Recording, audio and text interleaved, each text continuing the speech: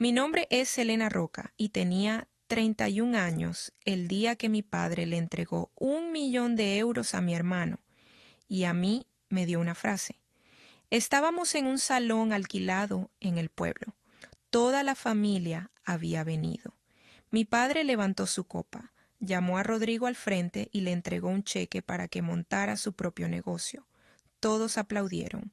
Luego se giró hacia mí, tranquilo como una puerta al cerrarse, y dijo las palabras que cambiarían el rumbo de mi vida. Gánate el tuyo. No discutí. Sonreí, le di las gracias y volví a mi asiento. Lo que hice los 12 meses siguientes y lo que mi abuelo construyó en silencio donde nadie podía verlo, es el motivo por el que una abogada deslizaría un sobre por una mesa y haría que mi padre gritara como un hombre perdiendo la cabeza. Bienvenida a Historias en Calma. Rodrigo tomó el cheque como tomaba todo, como si hubiera estado esperándole toda la vida. Habló de disrupción y visión. La gente rió en los momentos correctos. Mi padre le miraba como otros hombres miran un amanecer. No fue cruel conmigo. Fue amable, casi paternal cuando pronunció esas palabras. La sala no se quedó en silencio. Simplemente asintieron, como si que una hija tuviera que buscarse la vida fuera el orden natural de las cosas. Al fondo estaba mi abuelo, Ernesto Roca, 81 años, el hombre que había construido el negocio familiar desde un solo camión. Cuando Rodrigo tomó el cheque, todos aplaudieron. Ernesto no. Estaba sentado con las manos cruzadas mirándome fijamente. Me di cuenta. Creo que quería que me diera cuenta. En nuestra familia, Rodrigo traía la energía al entrar, y yo traía las hojas de cálculo. Llevaba los libros de la familia desde los 19 años. Encontré a un proveedor que nos cobraba de más 8.000 euros. Nadie lo mencionó. A los 25 aprobé mis exámenes de contabilidad. Mi madre lo resumía. Rodrigo lleva el nombre. Tú simplemente lo tienes. Esa noche lo escuché por lo que era. No lloré. Hice café, abrí un cuaderno y en lo alto de la primera página escribí la única cosa de la que estaba segura: empezar. A la mañana siguiente fui al almacén. Ernesto ya estaba allí, como siempre. Me sirvió un café sin pedírselo. Le conté lo del cheque y lo que había dicho mi padre. Esperaba consuelo. No me dio ninguno. Me miró por encima de su taza azul desconchada y me hizo una sola pregunta. ¿Cuál es el plan? No. ¿Estás bien? No. Eso no es justo. Solo. ¿Cuál es el plan? Hablé mientras él escuchaba. Esta idea a medio formar de hacer para negocios pequeños lo que siempre había hecho gratis para mi familia. Libros limpios, dinero inteligente, una salida del agujero. Cuando terminé, dijo lo que llevaría como una piedra en el bolsillo durante el año siguiente. No apuesto por el ruidoso, apuesto por el que aparece. Maderas y suministros Roca llevaba décadas en el pueblo.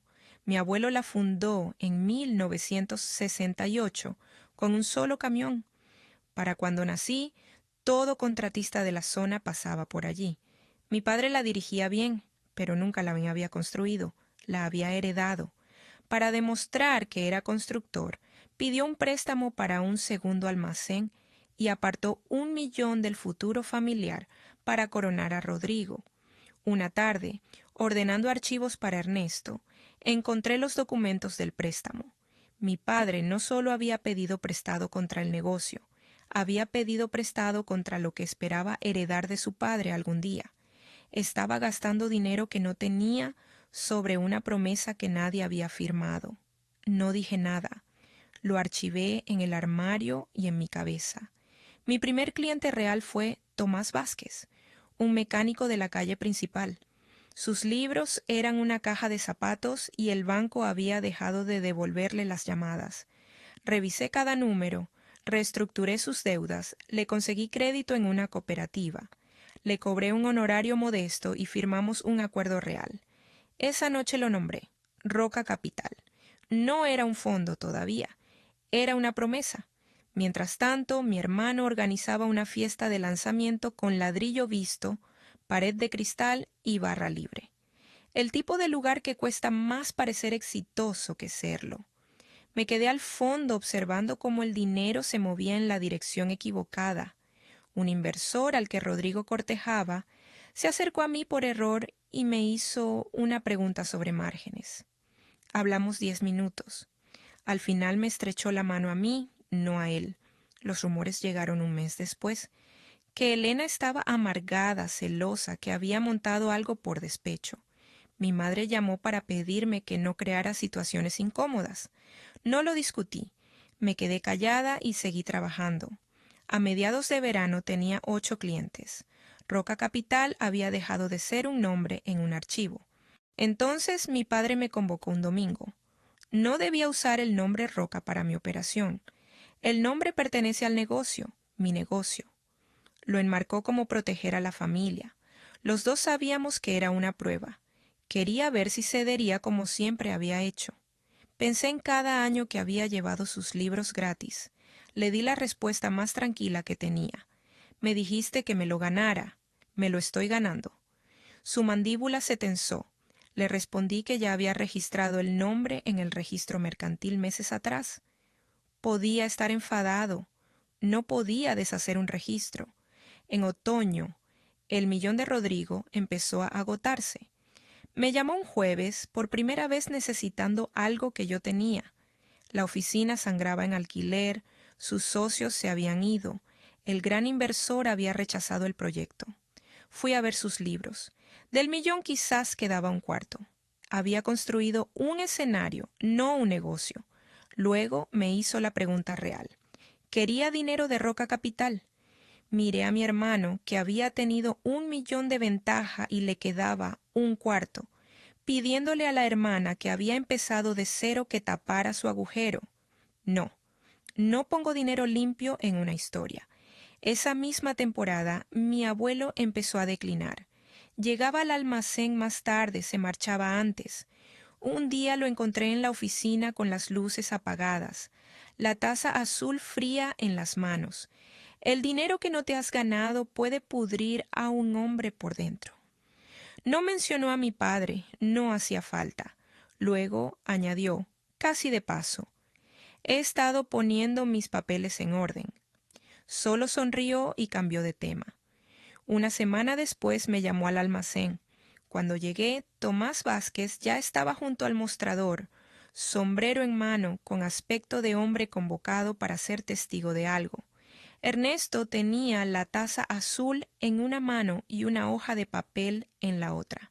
La puso sobre el mostrador, en el olor a pino cortado, y me dijo que la leyera. Era una hoja de condiciones de una sola página. Ernesto Roca deseaba invertir 40.000 euros en Roca Capital, mi fondo, con condiciones reales, una rentabilidad, una línea de firma. Le miré y por una vez no tuve nada que decir.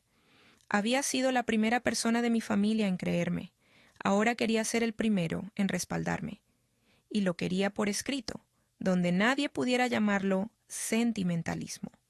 ¿Por qué, Tomás?, pregunté. Porque algo tan importante debe tener un testigo. Firmé. Él firmó, su mano más lenta que antes, pero firme en la línea. Tomás firmó debajo.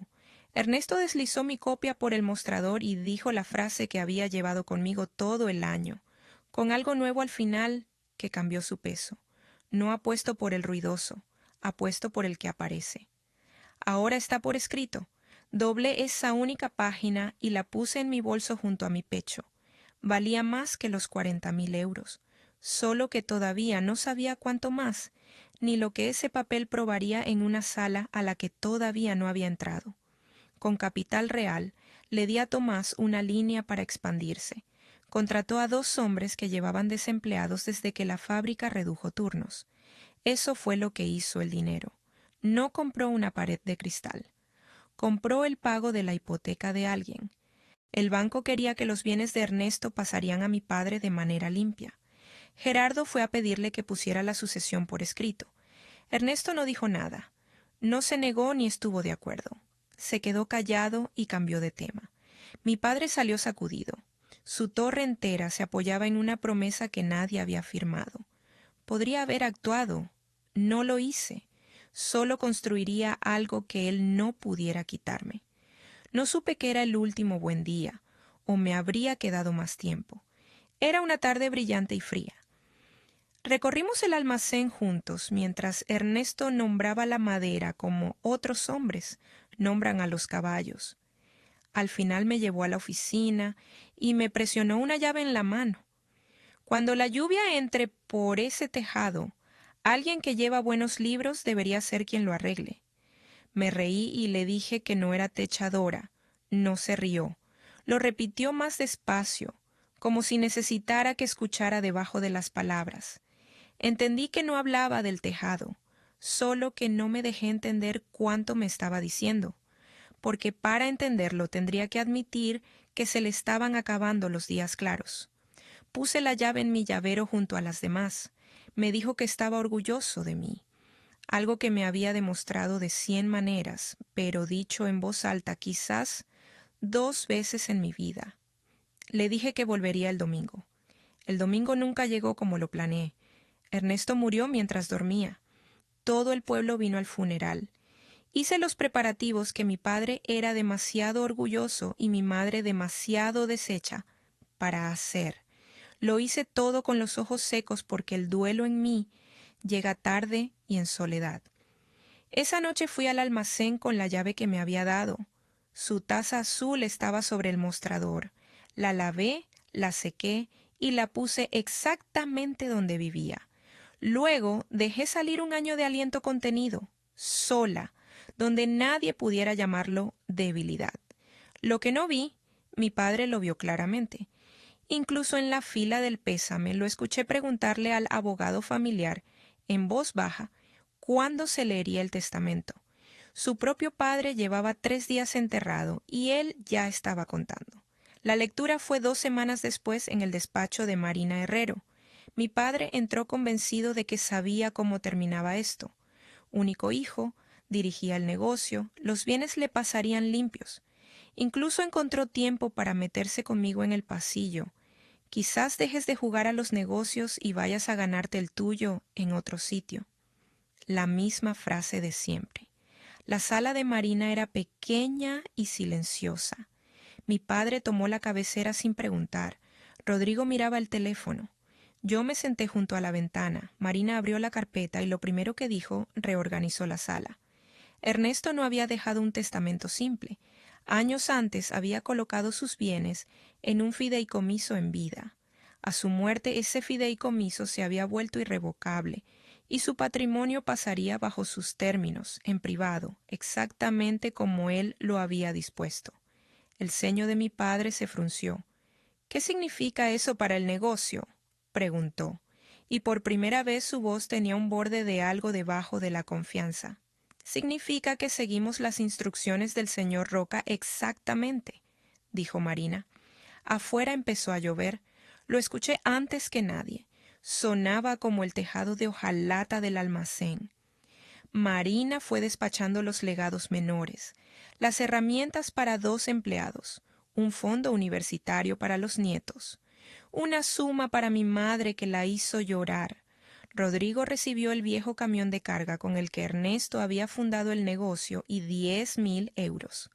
Había entrado esperando que el fideicomiso rellenara su cuenta vaciada. Consiguió un camión de 30 años. Dejó el teléfono. Mi padre estaba muy quieto, esperando la línea que le importaba. Marina llegó a ella despacio. Antes de leer quién recibía la participación de control, leyó la condición adjunta, y la sala quedó tan silenciosa que pude escuchar la lluvia. La participación de control pasaría al heredero que durante la vida de Ernesto hubiera construido un negocio o fondo propio, documentado por escrito con contraprestación y un testigo.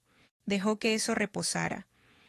Cada cabeza en la sala hizo el mismo cálculo y llegó, una, a la misma respuesta imposible. Las manos de mi padre se aplanaron sobre la mesa. Mi madre se giró y me miró.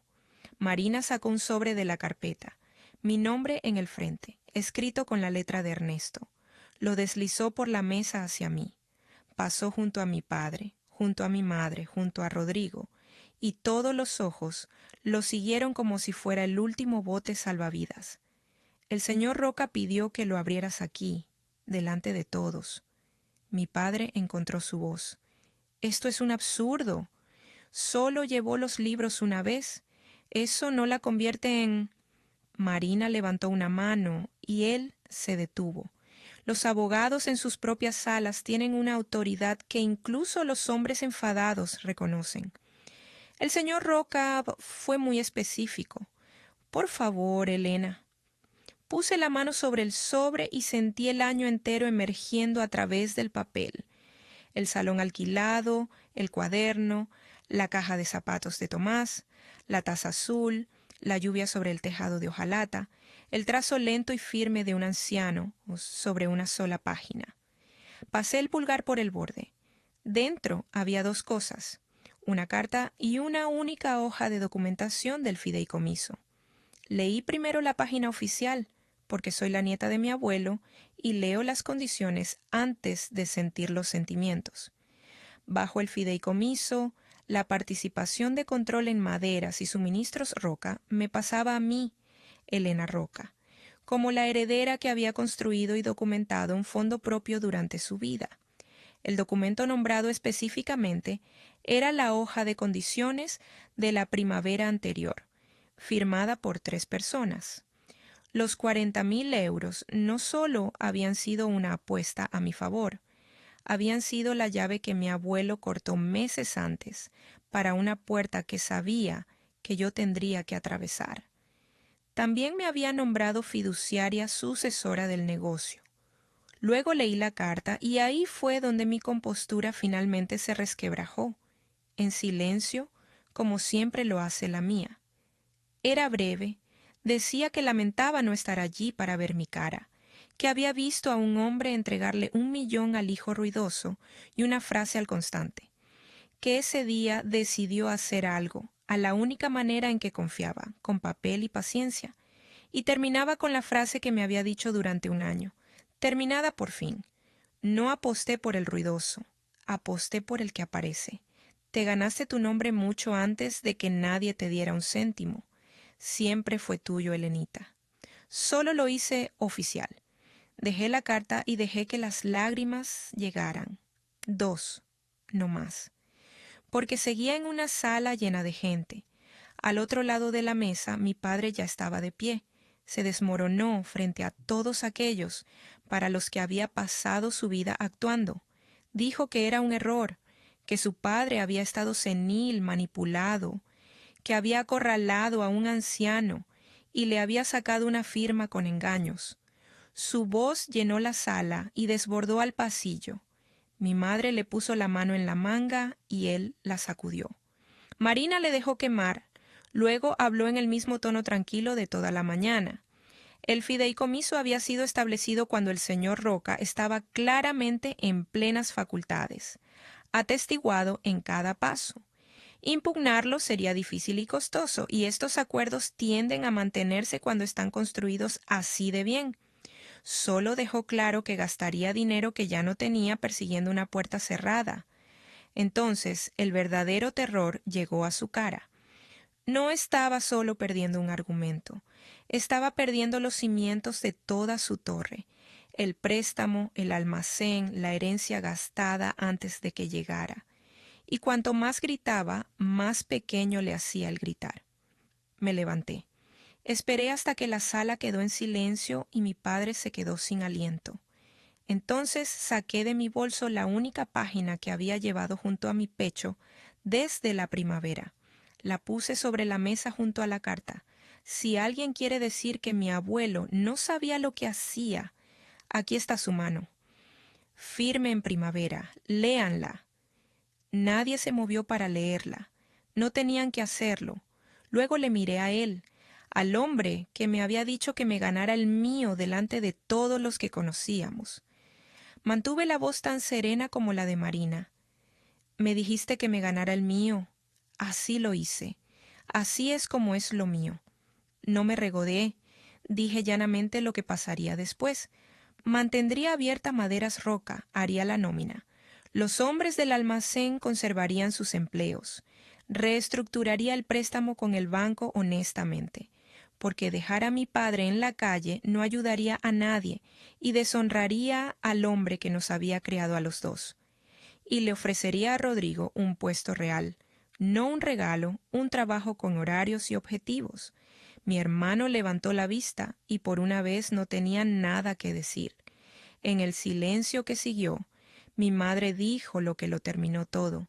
Miraba la hoja sobre la mesa y lo dijo casi para sí misma. Ella lleva el nombre ahora. Un año antes me había dicho que Rodrigo llevaba el nombre y yo simplemente lo tenía.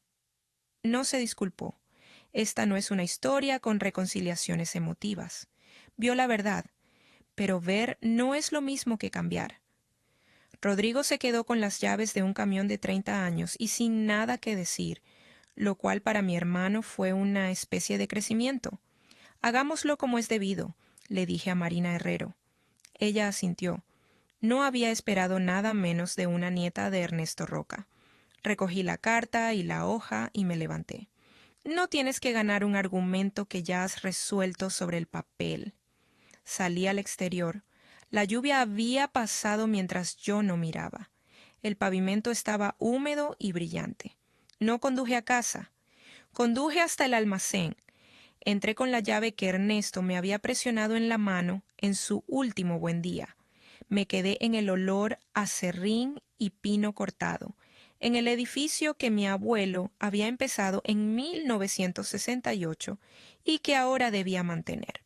La taza azul estaba sobre el mostrador donde siempre había estado. La recogí, la sostuve entre mis manos y la dejé de nuevo en su sitio, porque hay cosas que no mueves, solo las mantienes. Las últimas gotas de lluvia cayeron del tejado en un ritmo lento y constante, como un libro mayor que por fin cuadra. Me había ganado el mío. Él me había visto hacerlo. Mantuve abierta Maderas Roca. Hice la nómina el primer viernes y todos los siguientes. Me senté con el banco y reestructuramos el préstamo en algo honesto y sostenible. No aplasté a mi padre. Aplastarlo habría costado empleos al pueblo y el buen nombre de mi abuelo. Rodrigo aceptó el trabajo. El primer mes casi le mató el orgullo. En el segundo mes dejó de actuar y empezó a trabajar. Una o dos veces lo pillé haciendo algo bien solo por hacerlo bien, sin que nadie mirara. Me permití tener un poco de esperanza.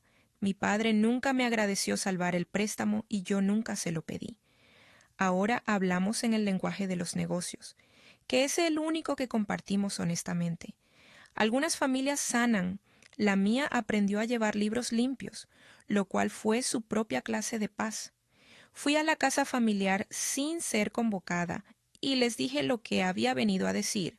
No buscaba una disculpa, solo pedía trato honesto y ser tratada en cada sala y cada acuerdo como exactamente lo que había demostrado ser. Mi madre asintió en silencio. Mi padre no asintió, pero tampoco discutió. Viniendo de él, eso era su propia clase de firma. No les pido que lo sientan, les dije en la puerta. Les pido que traten conmigo con honestidad. Eso es todo lo que pedí siempre. Conduje a casa, a mi propio apartamento, a mi propio silencio, a la vida que había construido con mis propias manos. Esto es lo que ese año me enseñó, y es la única lección que te daré. Un nombre que te dan puede serte quitado, pero un nombre que te ganas tú misma, con tus propias manos y unos libros limpios, es tuyo para siempre. Ningún anuncio en ningún salón alquilado puede reclamarlo. Esa es mi historia. Un anuncio que intentó hacerme pequeña, un año de trabajo silencioso y un abuelo que puso su fe por escrito donde nadie pudiera discutirla. Si alguien alguna vez te dijo que te ganaras el tuyo, tómalo como un desafío y no como un rechazo. Y luego ve a hacerlo,